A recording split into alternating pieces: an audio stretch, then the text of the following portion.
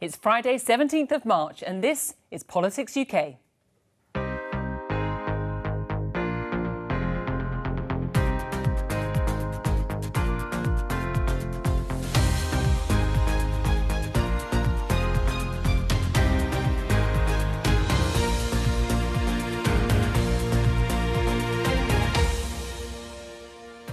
Welcome to your weekly roundup of parliamentary highlights.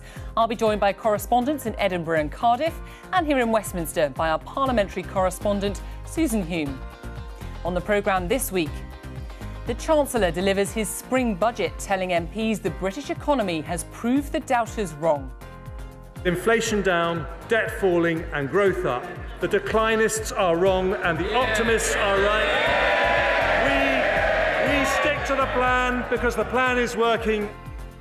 But Labour accused the government of pursuing sticking plaster policies. Managed decline, Britain going backwards, the sick man of Europe once again. That's the Britain they've created and they should look it in the eye. And after the BBC allows Gary Lineker back on air following his controversial tweets, Keir Starmer questions the government's commitment to free speech. Rather than blame everyone else, why doesn't he take some responsibility, stand up to his snowflake MPs waging war on free speech? It's just the usual political opportunism from the leader of the Labour Party. The government announces parts of HS2 will be delayed by 2 years, but one MP is convinced it will never go ahead. It's not going to happen. Mrs Miggins and the dog and duck knows it's not going to happen. And anger in the Senedd at possible reforms to Welsh gender recognition laws. Did you learn nothing from the debacle in Scotland? This move to copy Scotland would only serve to deny biological fact and appease a small minority in your party. Men and women up and down the country are genuinely concerned with your blinkered vision on this.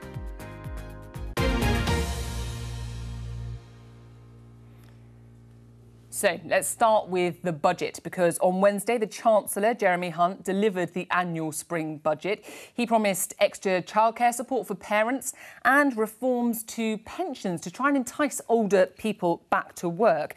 Susan, tell us a bit more about all of that. This was quite a big budget. Indeed, budget day, and the Chancellor's 2 children were up in the gallery to watch him alongside their mum. So it was nice that he had some rather better economic news to tell everyone. He did say that we would avoid a full-blown recession. However, the economy still isn't in the sort of raindrops on roses territory yet. So there was a lot in there about how he's going to try and get things moving again. And a lot of that, as you say, is about getting people to work more, to be more economically active. So there were things like getting people, older workers, to retrain, to reskill into a new career. For the very richest older workers, people like senior doctors, there were these big tax breaks on how much they can save in a pension. The hope is that they won't be leaving the NHS and they will stay and carry on working there. And also, as you mentioned, a lot on childcare, free childcare in England, although that isn't going to come in immediately. That will be over a few years. But it lasted for over an hour, so there was a lot in there. Today, the Office for Budget Responsibility forecasts that because of changing international factors and the measures I take, the UK will not now enter a technical recession this year. They forecast we will meet the Prime Minister's priorities to halve inflation, reduce debt and get the economy growing. We are following the plan and the plan is working. Despite continuing global instability, the OBR report today that inflation in the UK will fall from 10.7% in the final quarter of last year to 2.9% by the end of 2023. Part of the fall in inflation predicted by the OBR happens because of additional measures I take today. Firstly, I recognise that even though wholesale energy prices have been falling, there is still enormous pressure on family finances. Some people remain in real distress, and we should always stand ready to help when we can. So after listening to representations from Martin Lewis and other experts, I today confirm that the energy price guarantee will remain at £2,500 for the next 3 months.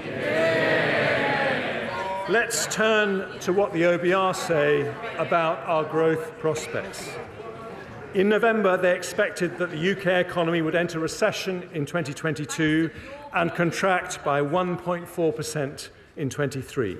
That left many families feeling concerned about the future. But today, the OBR forecast we will not enter a recession at all this year, with a contraction of just 0.2%. The next group of workers I want to support are those aged over 50. My younger officials have termed these people older workers, although as a 56-year-old myself, I prefer the term experienced. Fully 3.5 million people of pre-retirement age over 50 are not part of the labour force, an increase of 320,000 since before the pandemic. Madam Deputy Speaker, I say this not to flatter you, but older people are the most skilled and experienced people we have.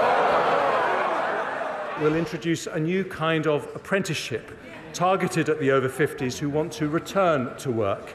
They will be called returnerships and operate alongside skills boot camps and sector-based work academies. No one should be pushed out of the workforce for tax reasons. So today I will increase the pension's annual tax-free allowance by 50%, from 40,000 to 60,000. Some have also asked me to increase the lifetime allowance from its £1 million limit. But I've decided not to do that. Instead, I will go further and abolish the lifetime allowance altogether. If we really want to remove the barriers to work, we need to go further for parents who have a child under 3. For them, childcare remains just too expensive. So today, I announce that in eligible households where all adults are working at least 16 hours, we will introduce 30 hours of free childcare, not just for 3- and 4-year-olds, but for every single child over the age of 9 months. Yeah! Today, we build for the future, with inflation down, debt falling, and growth up. The declinists are wrong, and the optimists are right. We stick to the plan because the plan is working, and I commend this statement to the House. Well, you can hear there the reaction from the Chancellor's own MPs, as you might expect, congratulating him, cheering him. But what was the reaction like from the opposition parties?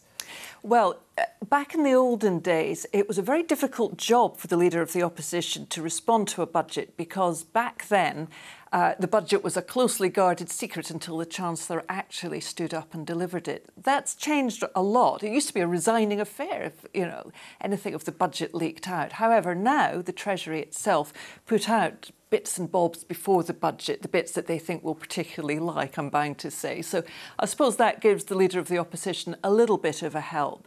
Keir Starmer did like the childcare, the free childcare things, although he pointed out that it wasn't going to happen all that soon. He didn't particularly like those big tax breaks for the very wealthiest workers on their pensions. But he did keep a lot of his attack quite broad, saying after 13 years, really, was this the best you can do?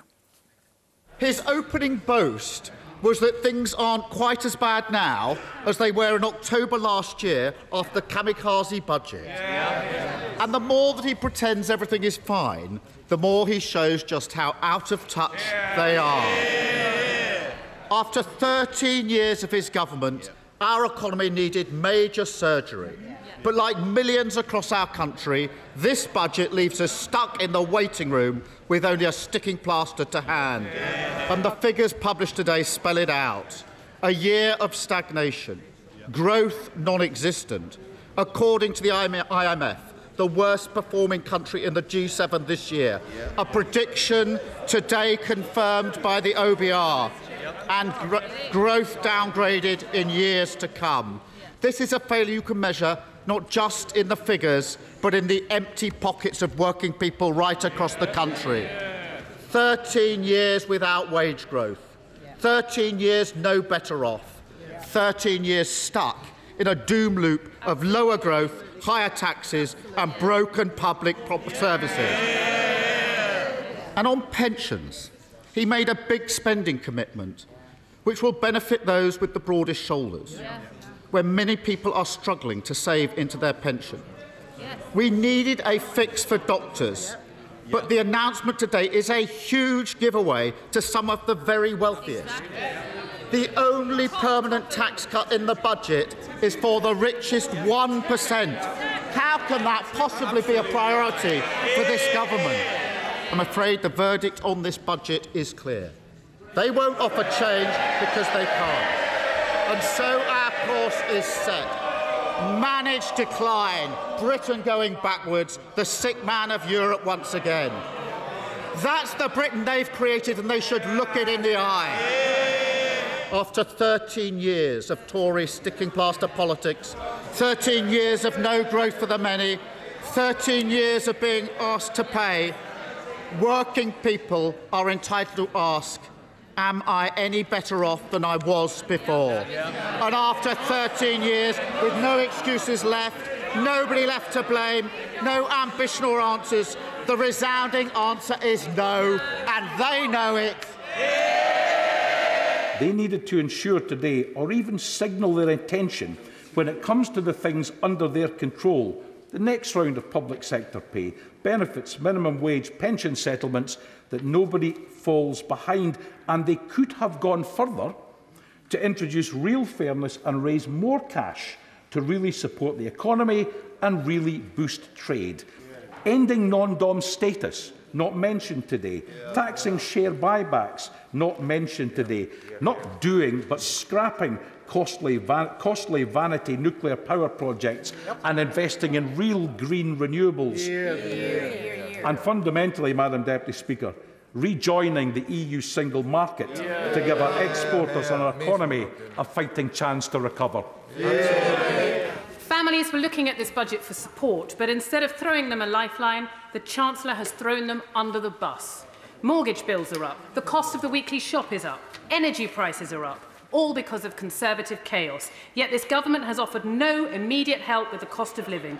They are so out of touch, they might as well be on a different planet. The Chancellor could have done so much more if only he cared enough. He had enough money in the Treasury to cut people's energy bills by £500 and take them down to last April's levels, yet he simply chose not to.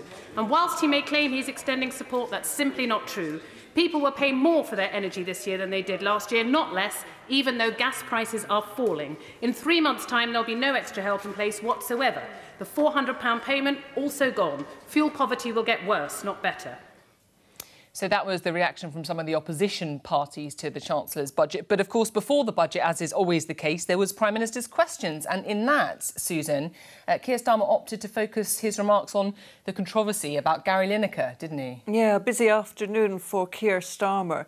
I suppose he thought he'd be talking about the economy in a little while, so he needed to talk about something different. And as you say, he returned to that row over Gary Lineker and his controversial tweet where he'd suggested that there was a similarity between ministers' language on the migrants in small boats crossing the Channel and the language of 1930s Germany.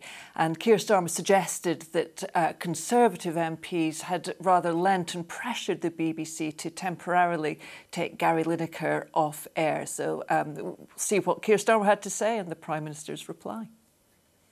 Last summer, the Prime Minister claimed he wanted to protect free speech and put a stop to no platforming. So how concerned was he by last week's campaign by Tory MPs to cancel a broadcaster? As I said at the time, the issues between Gary Lineker and the BBC were for them to resolve, and I'm very glad that they did, and we can look forward to watching Match of the Day again on our screens. Keir Starmer. Mr. Speaker, the sight of them howling with rage over a tweet, signing greening letters in their dozens, desperately trying to cancel a football highlight show, that should have been laughable. Instead, it led to a farcical weekend, with the national broadcast being accused of dancing to the government's tune by its own employees. rather than blame everyone else, why doesn't he take some responsibility, stand up to his snowflake MPs waging war on free speech? It's just the usual political opportunism from the leader of the Labour Party. Because I don't know if he noticed. I don't know if he noticed, but actually first the Shadow Attorney General and then the Shadow Home Secretary actually criticised the language that had been used in the tweet. But what a surprise! But what a surprise! What a surprise! He saw the chance to jump on a political bandwagon and changed his mind. They want more of a Prime Minister who doesn't understand. You can disagree with what somebody says, but still defend their right to say it. If he doesn't understand that, we're in a real problem. Does he accept that people's concerns about the BBC have been made worse because the government chose to put a Tory donor with no broadcasting experience in charge of the BBC? There was a rigorous, independent and long-established process. That appointment was supported by expert panel members as well as the cross-party DCMS Select Committee. Now, it's right. That process is being independently reviewed by the Office for Commissioner of Public Appointments, and we should allow that review to conclude. The whole country saw how he kept quiet and hid behind the playground bullies while they tried to drive someone out simply for disagreeing with them. An impartial public broadcaster free of government interference is a crucial pillar in our country. But isn't that put at risk by the cancel culture addicts on his benches, the BBC leadership that caves into their demands, and a Prime Minister too weak to do anything about them? What has he done in this past week? The only thing he and his party have done is voted against our bill to stop the boats, Mr. Speaker. Siding with people smugglers over the British people. That's the substance of what's happened. Instead, what have we done is conclude a new migration deal with France, Mr. Speaker. We've managed to sign a new defence partnership with our allies, the US and Australia. We've protected British start-ups and we have boosted defence spending. And that, Mr. Speaker, is what delivering for Britain looks like. Some of the exchanges at Prime Minister's questions there. Susan, thank you for the roundup so far. Do stay with us. We'll get more from Westminster a little later. But now let's go to Scotland and Holyrood and speak to our Scotland political correspondent, Andrew Kerr. Andrew, hello. Thank you for being with us.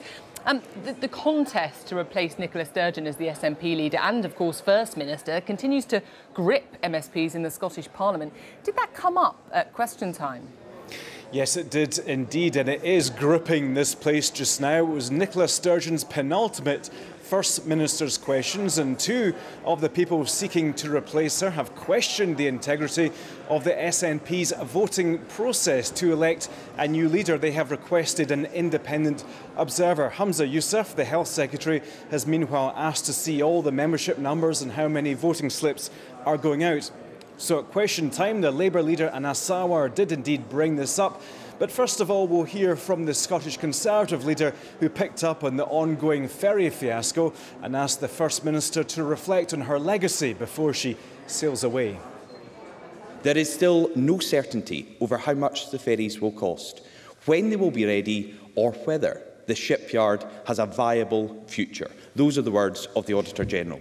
So as Nicola Sturgeon prepares to sail off into retirement and considers her own legacy, she should reflect on the fact that these ferries have been in construction throughout her time in office and they remain rusting hulks, and the islanders who rely on them remain without these vital links.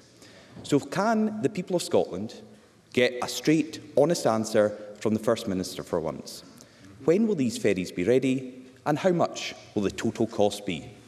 First Minister. At the very beginning of that question, if I've learned one thing over recent times in this job, it's never to expect Douglas Ross to be happy about anything. So I'm not sure that is going to change.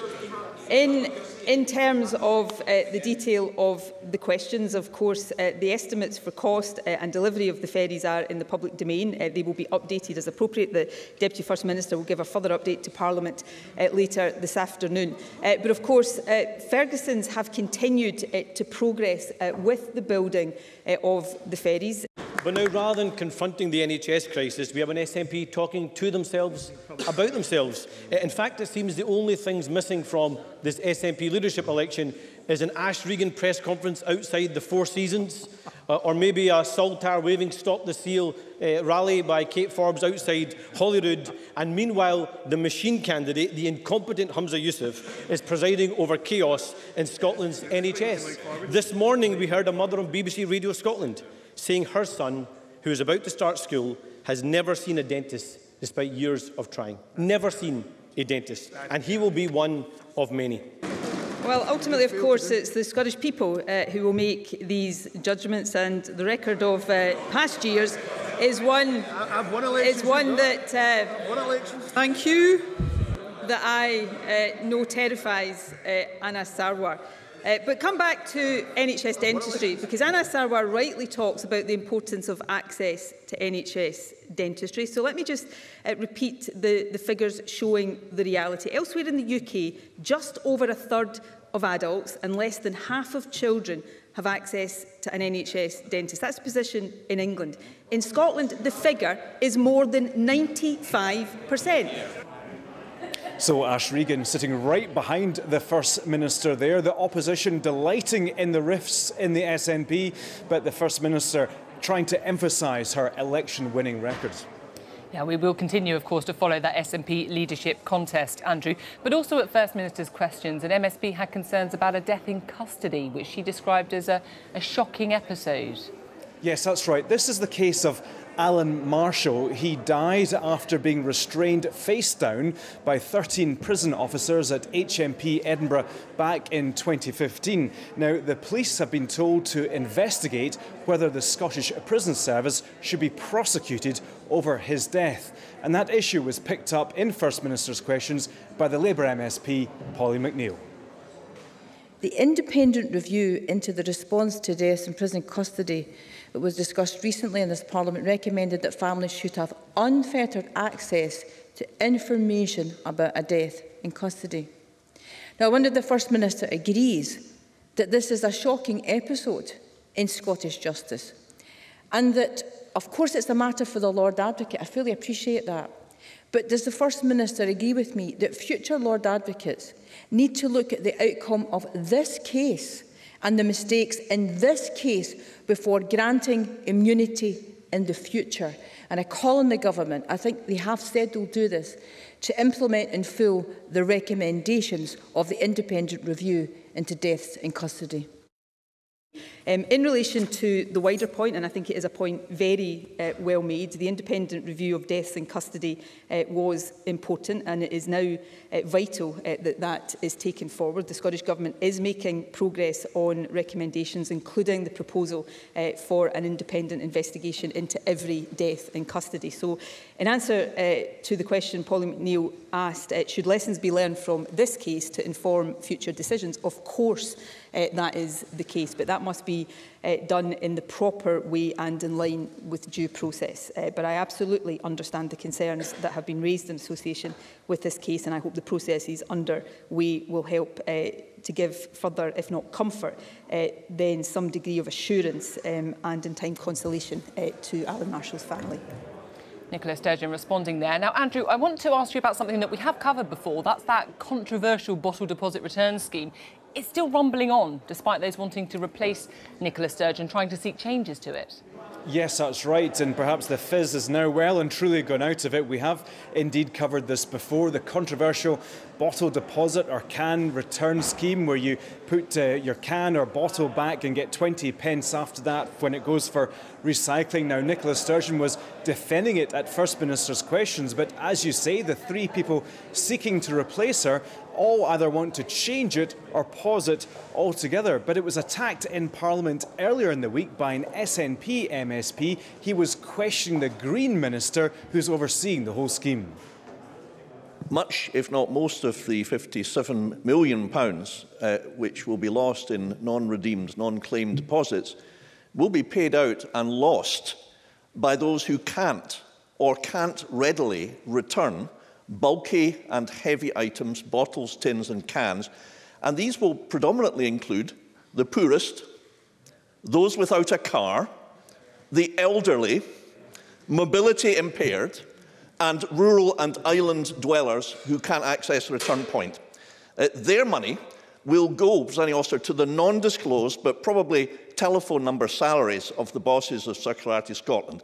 Is this transfer of money, Minister, from the poorest to the richest not simply immoral? Minister. I think the member mischaracterises the scheme entirely. Every person in Scotland will pay the 20p deposit when they buy a drink in Scotland, when they buy a drink in the containers that are scheme articles, and they will get their 20p back when they return those articles. Accessibility to the scheme is critical to the success of the scheme, and we are working hard with Circularity Scotland and BIFA to ensure that every person in Scotland will be able to access the scheme and will be able to get their deposits back. So the Green Minister there attempting to defend it, but just over there earlier some Green MSPs and party workers were joking that their time in government might be coming to an end if Ash Regan or Kate Forbes wins this leadership contest. But the business of government rumbles on for now, at least, although there could be big changes on the horizon. Next week, it will be Nicola Sturgeon's very final First Minister's Questions. Andrew, we will be watching, of course. Thank you very much, Andrew Kerr, reporting there at the Scottish Parliament. Now, Susan Hume is still with us for a little bit more from Westminster. And on Tuesday, Susan, there was a joint hearing of the Business and Justice Committee looking at this issue of prepayment meters, which has become quite important in the debate around how people are managing their energy bills. Who was being questioned? Well, nearly everyone, actually. Just a bit of background. There had been concern for some time among MPs about this forcible installation of prepayment meters. Now, that means that people have to pay for their energy up front. Before the budget, that meant a higher rate that people would pay for that energy. And also, if there was no money, you'd have no power very quickly. A Times investigation had discovered that the rather brutal and gleeful way some of the agents from the firms of bailiffs that were working for British Gas were going about their work, and also not looking for signs that perhaps these people were vulnerable, that there were small children in the house, for example. And after that, Ofgem, the watchdog, said they were going to suspend this forced installation of prepayment meters, and that's going to go on beyond the end of March. So the MPs took evidence from Ofgem, from Centrica, the parent company of British Gas, and from the firm of debt collectors as well. You'll be given a list of customers by British Gas or other energy suppliers you work with. You'll go to visit those customers' homes to do a pre-visit, where you'll check for any noticeable vulnerabilities. You'll record that information. You then send that back to British Gas or the other energy suppliers, and the energy company gives you the go, no-go decision on whether to proceed with a warrant and a forced installation. Is that correct? Correct, yes. Were you surprised when British Gas basically threw you under a bus and said they were shocked and horrid by the outcomes of the report and said it was your fault? My interpretation of that reaction was more around the behaviour that had been reported. Which bit of the behaviour? Was it the way they knocked on the door, the way they broke into someone's house, the way they nuzzled a dog, the way that they intimidated the people in the home, the way they installed the prepayment meter? Which bit of the behaviour do you think was a shock to British Gas? I think the shock was from the video footage that was shared in the press, which indicated that our agent was excited by the forced entry into the property. What is the most rewarding part of your business? The most rewarding part is that we do get plenty of thank yous from individuals and customers who have found that the visit to their property has been helpful to them. It was also reported that British Gas broke into the home of a woman registered as partially sighted and disabled with known arthritis and mobility problems. Was that case, which was also signed off by British Gas, in line with your licence conditions? Again, I don't have the details of that case. You don't have the details of individual cases, but you acknowledge, do you, Mr O'Shea, that somebody at British Gas has to sign off on each and every visit to somebody's home to break in and forcibly install a prepayment meter? The process that we follow at first is on average we make 24 attempts to contact a customer before we apply for a warrant. And if it might help, I would say in 2022 we applied for 92, we applied for and were granted 92,500 warrants. It sometimes is not possible to identify a vulnerability because customers will simply refuse to engage. If we identify a vulnerability, we don't install prepayment meters. All of the cases that have been reported, and these are only some of them, are, to me, a very clear breach of your licence conditions. That would be a material risk that ought to be reported at your Audit and Risk Committee. Has a paper ever gone to your Audit and Risk Committee to discuss these types of breaches? The installation of prepayment meters under warrant is not something that came to my attention as a result of the media reports. The allegations that there was improper behaviour is what came to my attention through the media reports. And what we immediately did upon that was to suspend work with Arvato and to launch an investigation. If you were so sad about this story, how much of your £3 billion in profits have you allocated to compensation for the victims of your actions? If we identify that we have acted incorrectly, I've been very clear, we will make that right. We are deeply concerned about not only the reports in the Times, the reports that have been appearing for some time around the behaviour of energy companies with regards to the forced installation of prepayment meters. I need to be clear with this committee, our priority is in making sure this industry gets its act in order. Therefore, they will not be restarting forced installation of prepayment meters at the end of March, and only when and if they can establish they are acting in accordance with that new code of practice. A section of some of the select committees there. And there was a rather fiery debate in the House of Commons after the government delayed parts of that high-speed rail HS2 project. What happened? Yes, it's always been controversial. The government has said that it wants to delay the bit going from Birmingham to Crewe by 2 years to save money. And also there may be delays on the bit bringing trains from the outskirts of London right into central London. The MPs who want HS2 are furious because it's delayed. The MPs who never liked HS2 still hate it. So it was a pretty tough gig for the minister. We face significant economic headwinds. Record inflation caused by Putin's illegal war, as well as ongoing global supply chain issues, have ramped up construction costs, making capital projects more difficult to deliver. It means we must make responsible decisions on which parts of our capital programme we can deliver within current budgets and timeframes. So, Mr Speaker, while we remain committed fully to HS2, we will need to rephase the delivery options as part of the project due to inflationary pressures and the need to spread costs. His chief justification for the delays to HS2 were to balance the nation's books. But here, his own department admit what he will not, that the delays itself will increase costs. They admit it will cost jobs, that construction firms could go bust. They cannot rule out slashing high-speed trains serving Stoke, Macclesfield and Stafford altogether. Is there anything more emblematic of this failed government than their flagship Levelling Up project that neither makes it to the north or to central London? You'll know that North England has seen cut after cut after cut to not just HS2 but to any kind of real modernisation of its rail network. HS2 to Leeds cancelled, Northern Powerhouse Rail cut to the bone. And we in these benches have supported HS2 because we believe increased sustainable connectivity is to all our benefit. But what we have now is a gold-plated commuter line of just over 100 miles for two cities in the south of this island, costing nearly £50 billion, whilst the rest of the country is expected to fight for scraps. My constituents and I are sick to death of waiting for what is inevitable, that Phase 2B is not happening, but there is constituents of mine who are suffering, have been suffering for a decade with the preserved land which has been kept aside. It's ruined them being able to sell their houses, going through the compensation schemes. Mr Speaker, it's not going to happen. Mrs Miggins and the dog and duck knows it's not going to happen. I feel sorry for him today because he's having to defend the completely worthless words of previous Secretaries of State for Transport, government ministers over a decade.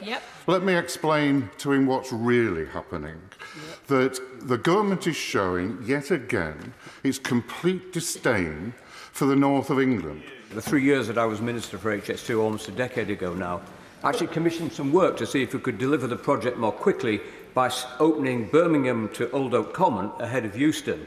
And the result came back that around about two-thirds, certainly more than half of passengers would be getting off at Old Oak Common anyway to use the Elizabeth line to access places like Heathrow Airport and Canary Wharf. So does the Minister agree with me that actually opening it to Old Oak Common will actually, for the majority of people, actually be the London terminus they would use on Old Oak Common, at Old Oak Common, even when Euston's open? Despite what may have been said across, it's really interesting when one looks at what we're doing with Old Oak Common. It's going to be the best connected and largest new railway station ever built in the UK. It will have 14 platforms. It will be one of the busiest railway stations in the country, with access to central London and Heathrow via the Elizabeth line and connection to Wales and the South East. And of course, importantly, what it also allows us to do is to deliver trains to Manchester 54 minutes quicker than they are at the moment, to 1 hour 11 minutes. The debate over HS2 continues. Susan, thank you for that. Do stick with us as we head to Wales, where we can speak to our Wales political correspondent, Rhodri Lewis. Rhodri, hello. Thank you very much for being with us. Now, at the Senedd, the First Minister, Mark Drakeford, was asked whether one of his ministers should apologise after saying the main nursing union was extremely militant and determined to have a fight. Can you tell us a little bit more about that, Rhodri? Yeah, so Lee Waters is the Deputy Climate Change Minister, and he was recorded without his knowledge at a private meeting some weeks ago. And during that meeting, he said the Royal College of Nursing is becoming extremely militant. They are determined to have a fight and aren't seriously committed to negotiate. Now, obviously, this is happening at a sensitive time because the Welsh Government is negotiating with the nursing unions about pay and working conditions. So in the Senedd this week, the Welsh Conservative leader asked the First Minister whether he thought his Deputy Minister should apologise. Do you not think it would be appropriate for a minister, deputy minister, to actually apologise for those remarks that have caused upset to nurses within the profession who do not want to be on strike, who are not a militant organisation and aren't up for the fight? They just want to get on with the job of looking after the patients who they care so passionately about. Many people say in the heat of the moment things. I've been reading what was being said between the Secretary of State for Health and the Secretary of State for Education when they competed with one another to criticise teachers during the COVID outbreak. I think those things are better put on one side. I've set out the position of the government, and unambiguously that is one of inclusion, respect and joint approaches to problem solving. Mark Drakeford there. And slightly different issue, Rhodri, devolution. Plaid Cymru wanted to know what extra powers Labour thinks should be devolved to Wales from Westminster. Yes, that's right. The former Archbishop of Canterbury, Lord Williams, and Professor Laura McAllister from Cardiff University are currently heading up a commission that's looking at the whole history of devolution and where we're going and what, if any, extra powers should be devolved from London to Wales. That's expected to report in the next couple of months. Now, the Welsh Government want powers over justice and policing to be sent here, but Labour in London so far say that if they get into government, that they will devolve youth justice and probation only. Now, the Plaid Cymru leader, Adam Price, pressed the First Minister as to whether he was going to persist and ask for those extra powers to come here. Can you say whether you will be specifying in your further submissions to the Commission the powers that you, as a Labour government here in Wales, are seeking to have devolved?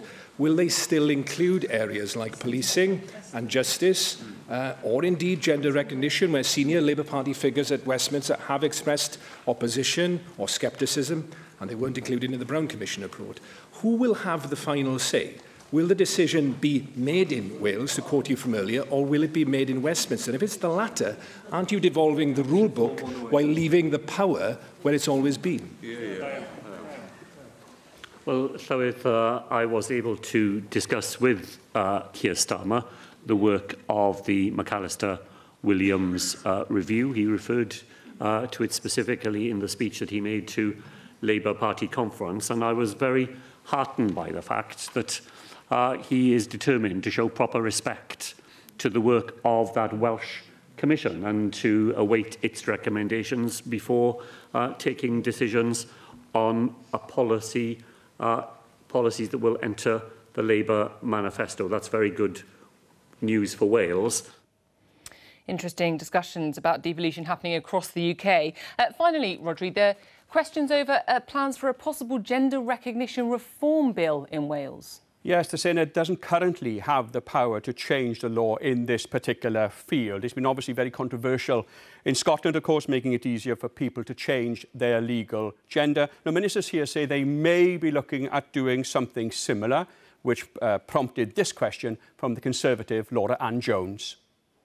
First Minister, last month you stated your intention to copy the Scottish self-ID bill with the release of your LGBTQ+ action plan, which intends to make it easier for biological males to enter women-only spaces, push gender ideology in schools and unfairness in sport. First Minister, there was outrage in Scotland with the gender recognition reform bill, with polling consistently showing the Scottish the public did not agree with the move. And it's clear from public opinion across Wales and the UK that people see the importance of protecting women and girls and why such a bill would put that in jeopardy, yet you still push ahead with your plans. Did you learn nothing from the debacle in Scotland? This move to copy Scotland would only serve to deny biological fact and appease a small minority in your party. Men and women up and down the country are genuinely concerned with your blinkered vision on this. Responding to that, Mark Drakeford said that the Welsh Government wasn't planning to copy Scotland and to be developing its own policies, which wouldn't necessarily be the same. Another one to watch. Rodri, thank you very much. Rodri Lewis there in Cardiff. Now, our parliamentary correspondent Susan Hume is still with me for a little bit more, this time from the House of Lords. And this week, the government's controversial public order bill was defeated over its plans to crack down on protests. What happened, Susan? Well, this is the bill that the government has brought forward to try and clamp down on protests, mainly by environmental campaigners that have seen them gluing themselves to motorways or chaining themselves to overhead gantries and stopping the traffic. It's now in the last stages, a sort of tug-of-war between the government and its critics and between the Lords and the Commons over some of the details, in particular a power for the police in a particular area that would allow them to stop anyone without suspicion and search them looking for things like padlocks or glue. The critics say this is way over the top, far too much power for the police. The government says it's needed. However, in the Lords, the government was defeated by those who said at least you should have a more senior police officer to give the go-ahead before this was allowed. Suspicionless stop and search is a vital tool used to crack down on crime and protect communities, and we see it as entirely appropriate that these measures are extended to tackle highly disruptive protest offences. These are much needed proactive powers. The vast majority of protests in this country are peaceful and non-disruptive. These powers will only be used in the exceptional circumstances where it is likely that people at a protest will go on to commit criminal offences that cause serious disruption to others. Police stop and search is an intrusive power that is used disproportionately against visible minorities. As I said at report stage, you are 7 times more likely to be stopped and searched by the police if you are black than if you are white, if suspicion is required, and 14 times more likely to be stopped and searched if no suspicion is required.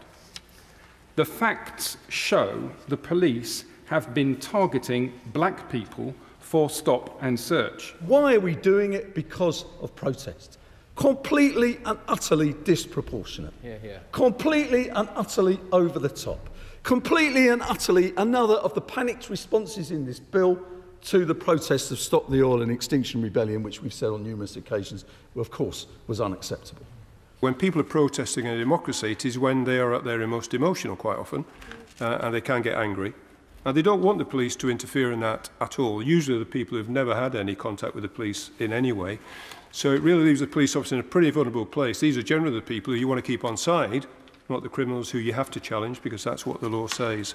So I think it's a contentious power.